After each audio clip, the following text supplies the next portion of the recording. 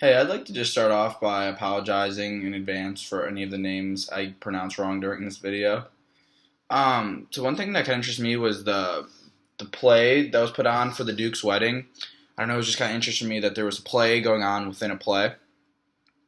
There were already quite a few flaws in the romance between the characters, but the magic flower created even more chaos and confusion. In the end, it did result in a happy situation for everyone. Demetrius finally loved Helena back. Lysander and Hermia ended up together as they originally desired, and Oberon and Titania worked out their problems. What was originally a very chaotic situation ended up working out for the best. Two priorities from a Midsummer Night's Dream that stuck out to me were love and patience.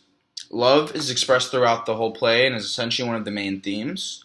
One example is with Hermia and Lysander, and another example is the marriage of Theos and Hippolyta. An example of patience would be Helena loving Demetrius for the entire play, and then him finally loving her in the end. A second example of patience would be for Lysander and Hermia. While Hermia's father thinks that Demetrius is better for her, she eventually ends up with the man she loves because of her patience with the situation. One word I didn't fully understand was when Theos repeatedly called Hermia fair. Through research, I realized that the word was essentially equivalent to today's word beautiful or beauty. It made me realize that Theos saw Hermia's beauty as her only valuable trait, and this relates to the overall discrimination against women that goes on throughout the whole play.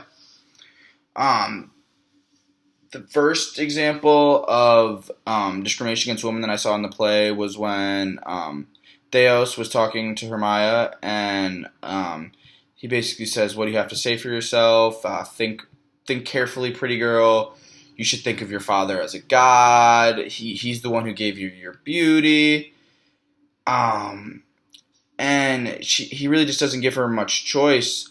She's given the choice between marrying Demetrius, a man she doesn't love, or being forced to be a nun and never be with a man, or even losing her life. Another example of gender diversity is when Agos refers to Hermia as mine, as if she's his property and not her daughter, a living human being. I don't know.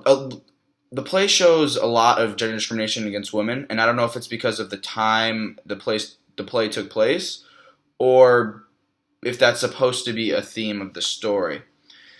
I think that men playing women in a play could be very confusing for an audience. It could be misleading, and I don't think it's fair to the women being left out.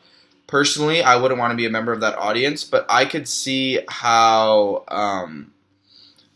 they could exaggerate the man's role as a woman and make it very obvious to the audience. So I'd like to end with two quick questions. The first, do you think that things would have turned out as well as they did if the magic flower was never involved? And two, what do you think is the main theme or lesson from the play? All right, guys, bye.